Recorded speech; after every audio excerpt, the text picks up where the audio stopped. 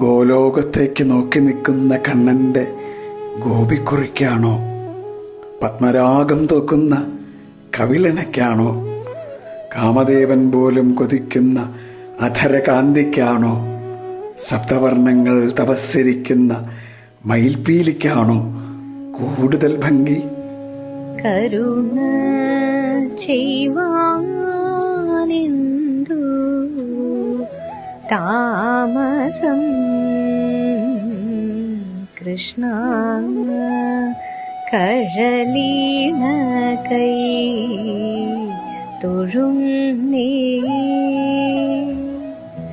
Krishna.